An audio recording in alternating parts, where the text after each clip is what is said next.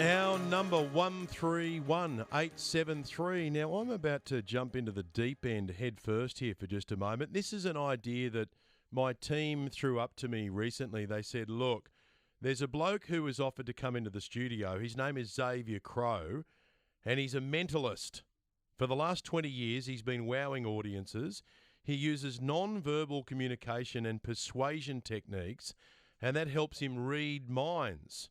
So he's offered to read my mind this morning. How could I say no? I mean, you think about all of the issues that we cover on radio, the heavy things, the lighter things, and some that seem like they're a little out of this world.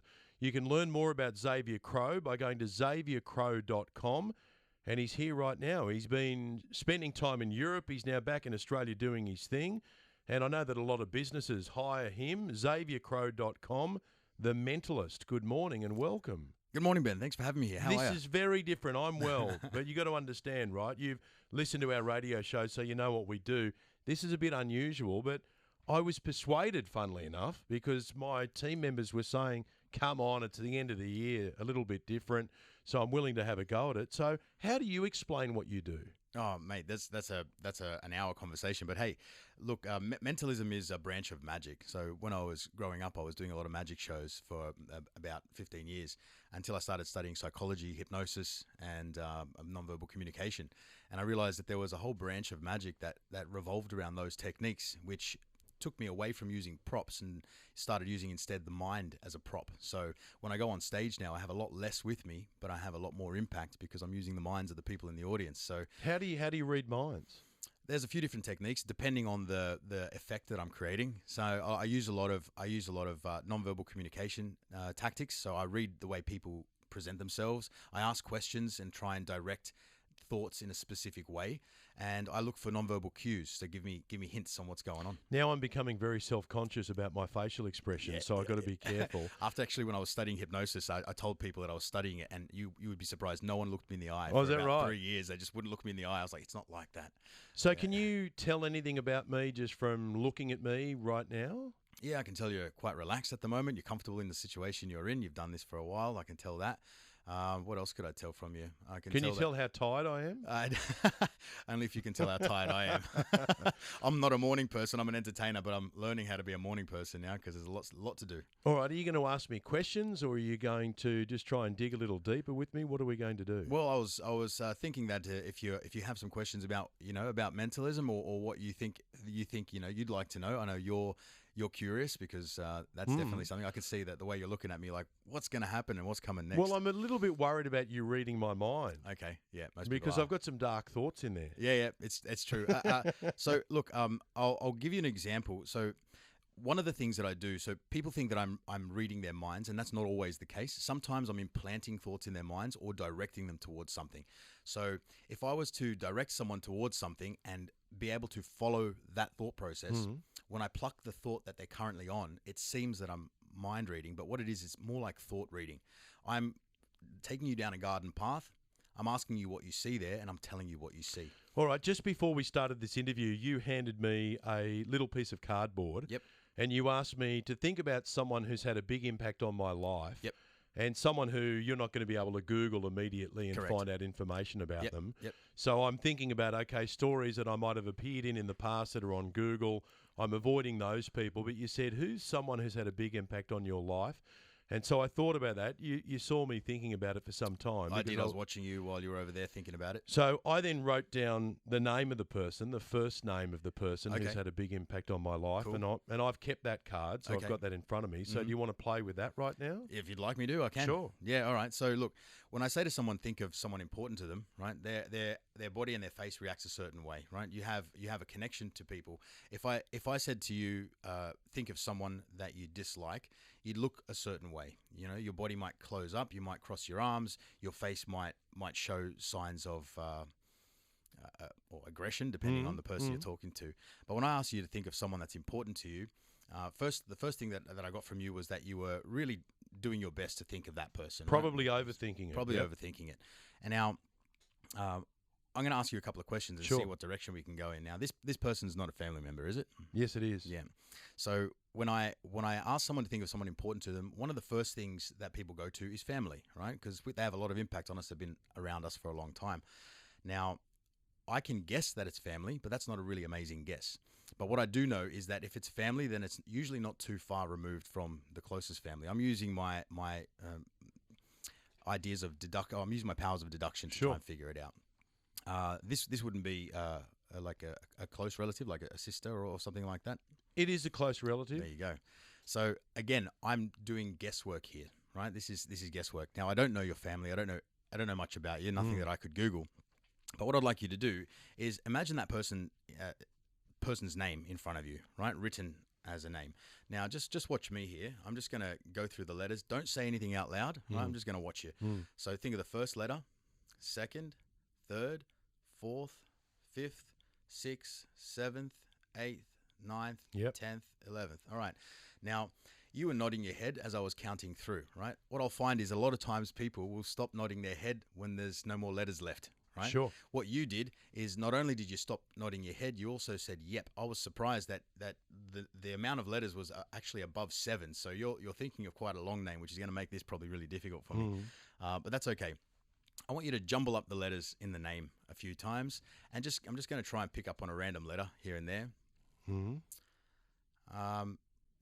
How about you go to the very last letter of the name? Don't say what it is. Yep, I've You got got it. it? Can you think of a simple fruit or food that starts with that letter? Yes, I can. Okay.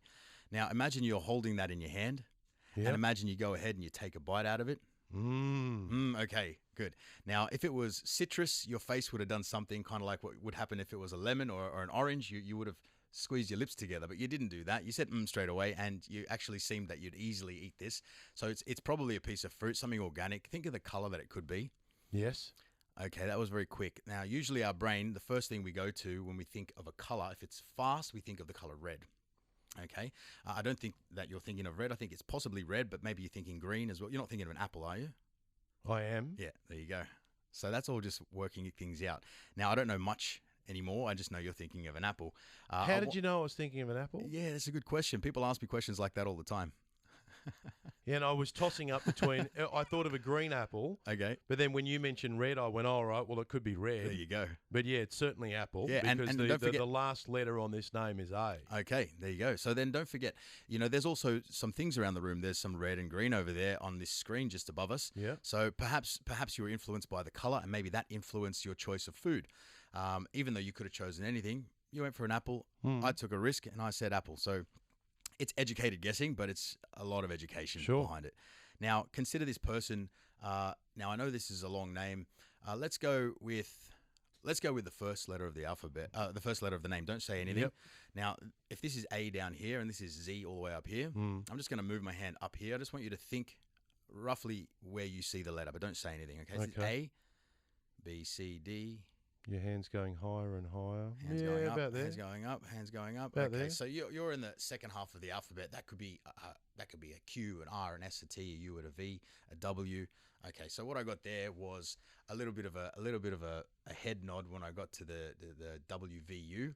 I was trying So, not to move. Yeah, my you head. try not to move. So I'm looking very closely. I don't know if this is a person in your life, but if the name was about 6 or 7, about 5 or 6 letters, I would have said something like Verona or something like that. But your look on your face shows me that I'm not correct. And if it's longer, then it's probably like Veronica or something like that. Would I be right? My mum's name is Veronica, There you go. and if I turn over the cardboard, There you go. We did it. and I'll show this for the camera right now, Amazing. Veronica Wonderful. is my mum, Veronica Fordham. Tell her I said hello. How the hell did you do that? It's a really good question. As a lot of years of practice and doing different things. It's a mixture of magic, mentalism, But when you and were running people. through those letters that might be the first letter, I had a poker face You- because I could tell you were throwing out, it could be a W, could be a K, Yes. could be a U, could be a V. Yes. I gave you the poker face. Yes. So what I did see, and it's very subtle, so they're called micro expressions. So what I did see when I got to T, I think it was TUVW, a T letter starting a name, a long T letter. I've deduced that that's probably not going to be there. A W name, it could have been that, but I think W names are usually quite short. Wow. But you did a little bit of an up nod with your head around the V area, so I kind of just trusted my gut. Unbelievable. Thank you. Well done. Thank you. Veronica Fordham, are you listening to this? You know my mum would love this. Oh, good. My mum would love this. Hey, Veronica, good to meet you online. We call her the Big Kahuna, but her name is Veronica. That's why I wrote down Veronica. I wasn't going to write down the Big Kahuna, but she's a very serious operator, my mum. Okay. But she's also interested in some of these things, like, Yep. that John Edward Yep. crossing over. Yep. Well, she went and saw him when he was in Australia, and I Okay. said, Mum, are you serious? And Yeah. she said, well, my sister Sarah likes him, and I'm going along as well. So that's really interesting. I got to be careful with the psychic thing. Some people think I'm psychic, but what I've noticed is when I see psychics, I'm not sure if I believe about psychics so much, because what I perform on stage it looks psychic, and some of the things I do really do look psychic, and so I don't know. Are they real or not? I haven't had an experience yet. Can we do another little test of some sort? Yeah. I'm going to plant something in your mind instead this time. Okay. All right. I'm going to plant 2 numbers into your head. Yep. Okay. But I'm gonna give you this, and we'll have to say this out loud. So I've got an envelope here. That's for you to keep. Okay. And don't open it just yet. Now. This is Xavier Crow, by the way, the Mentalist. You can learn more by going to xaviercrow.com. CROW, xaviercrow.com. Okay, you've handed me an envelope. All right, so this is what we're going to do. I have a series, I have a list of things in my phone. I've got my notes here, right? And in my notes, I have a list of 100 celebrities, right? You can't see them from there, but if you have a look closely, they're all different. I'm sure you can see Yeah, I can see a couple of names there. All right. Now, I also have a shopping list with 100 different items. You can see apples, oranges, milk, rice, eggs, okay? Yep, I can see that. So we're going to get you to think of a number, right, between 1 and 100. Okay. Now I want you to change your mind, because a lot of people go for a number 7 very very fast. That's exactly what I had. There you go. So I don't want you. But to then think, again, my lucky number is 27. Very so good. I love number 2 and number 7. So Okay. when you originally said think of 2 numbers, I thought 7 and 2. There you go. So I'm going to change that now. Yep, you really should. A number between 1 and 0 100. and 100. Yep. I've got it. Okay. Now, which number is it? By the way, you can tell me this one. No, I'm not going to tell you. I've actually decided that the second digit of the number you're thinking of is incorrect. You've got to change that. Okay. I've just changed it. Good. Now you can tell us. I want the viewers to know what the number is. 68. 68. So I know what you changed it from. All right. So let's go here. Now I've got the list back. Do you want to see what's number 68 on the celebrities or on the shopping list? On the celebrities. Okay. So I click the celebrities here. Go down and just look at it, but don't say what it is. Look at number 68 and just I'm going to trust that you're going to think of the exact one that's on number 68. Yep. Okay, you got it? You know the celebrity? Yep. Okay, pass it back here. I'm not going to look. Phone's gone back. Phone's gone back. Good. So now I want you to think of a second number, a new number. Between 0 and 100. Yeah. Okay, I've got it. All right, I think that's a good one. What number is that one? Well, can't you tell me? I don't have to this time. You're going to see in a second. 77. 77? You don't want to change it? Yeah, I'll change it to 78. 78. Are you sure? Yep. Okay. So because you chose a celebrity just then, you're going to choose a shopping item. And again, have a look at the list. Make sure they're all different. But see what's on 78. See what's on 78. Okay, I've got... Don't say it out loud. Number 78. Yes, I've got it there. Excellent. So you've got a celebrity in mind, and you've also got a shopping item in mind. Yep, that's right. And as you can see on the list, everything's different. Had you chose 77, it would have been different. Mm-hmm. And had you chose 69 originally, that would have been different as well. Yep. So you now have a celebrity and a shopping item, both of which you didn't know you were going to choose today, and 2 numbers which you think was a free choice, but it wasn't. Now, I could have told you what those numbers are, but that would have been exactly like I did with Veronica. That would have just been the same old mind reading. What I wanted to do was show you that I could influence you to say something I wanted you to say and choose something I wanted you to choose. Now, you chose a celebrity and you chose a shopping item. Can you just say, for the viewers at home, who the celebrity is out loud? Oprah Winfrey. Excellent. And what was the shopping item you chose? Pizza. Pizza. Now, it could have been Tom Cruise and it could have been an apple, right? Or it could have been shoe glue and John Howard, right? But you freely chose Oprah Winfrey and pizza.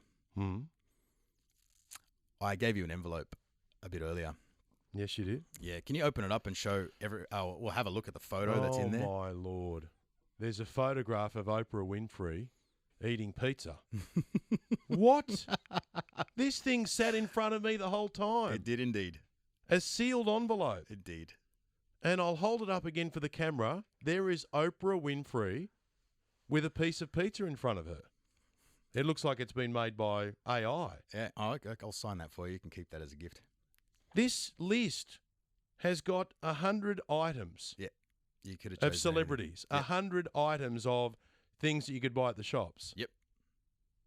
How the hell did you do that? Very well. Xavier Crow, what an experience. Thank you so much for doing this for me. That's my pleasure. I think I've learned something.